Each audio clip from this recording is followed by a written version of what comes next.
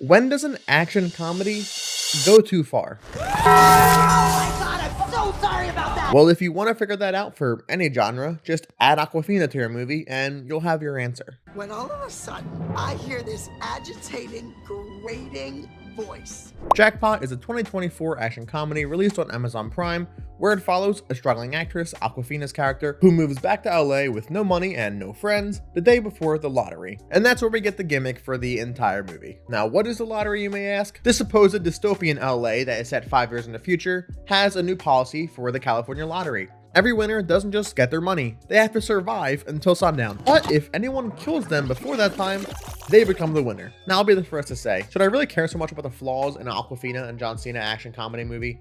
No. But am I going to?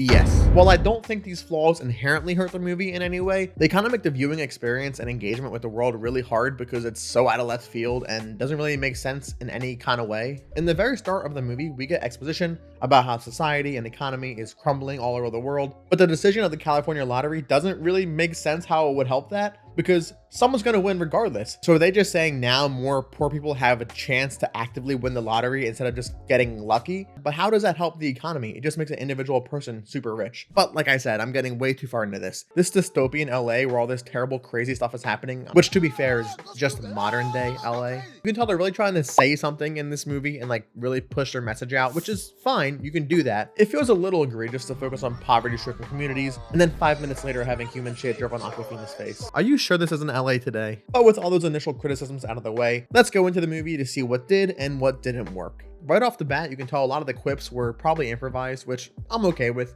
Honestly, I don't think everything needs to be written down joke for joke, especially in a movie like this when you have so many comedic actors. After Aquafina arrives in LA, she goes to her Airbnb she's staying at, where her clothes are all ruined by the sewage dripping onto her stuff. So she has to borrow clothes from her host because she has an audition. But at the audition, since it's not her clothes, she goes in the pocket looking for her lines and pulls out a lottery ticket. 2 minutes later, she's the winner. She's now the person that everyone wants to kill. And yes, this is where the dumb violence starts. Paul Feig, the director, has a lot of comedy movies and TV shows under his belt, as well as inspiration from Jackie Chan movies. But before the movie turns into Walmart John Wick 3, there is an important distinction. You can't kill the winner with a gun or bullets. So you have to use anything else. Now, Paul did mention this would open a creative well he could pull from, which I wish he did a little more of. As Aquafina is somehow surviving like 15 people trying to kill her, the goat makes his entrance.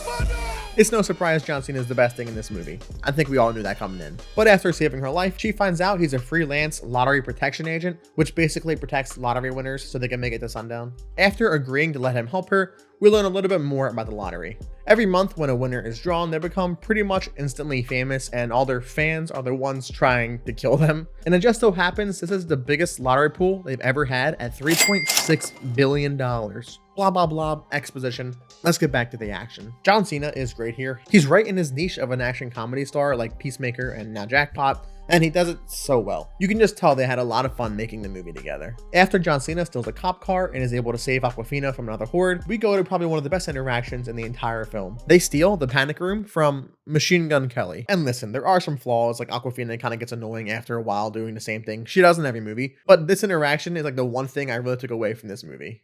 Is this a sexual thing? Yeah.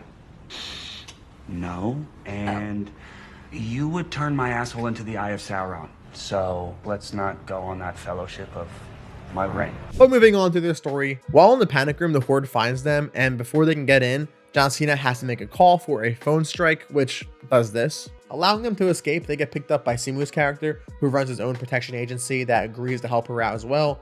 But it turns out, they're not so nice. It's actually his plan to kill Aquafina and take the lottery for himself, but John Cena figures it out before they can, and they escape once more. The two get separated, and just as Aquafina is about to cross the state line and forfeit the challenge, because if you leave California then you lose all the money and no one gets it, Simu gives her a call, which also, who FaceTimes like this when they're driving? But he has John Cena hostage and is going to kill him if she doesn't come and sacrifice herself. So with only 5 minutes left till sundown, we enter our last action sequence. In one final stroke of luck, she manages to survive, which I didn't think there was any real possibility of her dying in this movie. I mean, you know how much they probably paid to get Aquafina? I mean, come on. So with the money given to her by a corrupt government in the dystopian future, she just opens a few businesses and doesn't really make any change. The end.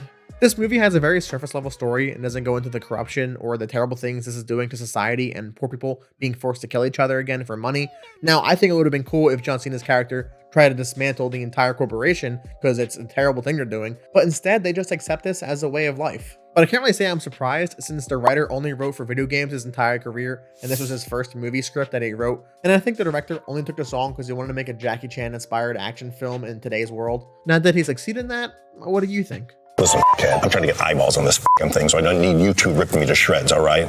Yeah, sure, yeah. Whatever you say. But honestly, it's really cool they casted stunt performers for their roles, and instead of just making them stunt doubles or making them wear a mask for the scenes, they could just be themselves, performing in it and doing the stunts. And because of that, they were able to capture a lot in camera. The jokes hit some of the times and I actually laughed. Sure, do some people get annoying? Yeah. And of course they could have expanded the world and made it a more comprehensive story. But if you want to turn your brain off, this is the movie for you. Thank you guys for watching. If you saw this movie, leave a comment down below about your thoughts about it. Make sure to subscribe if you haven't already. And as always, thanks for watching.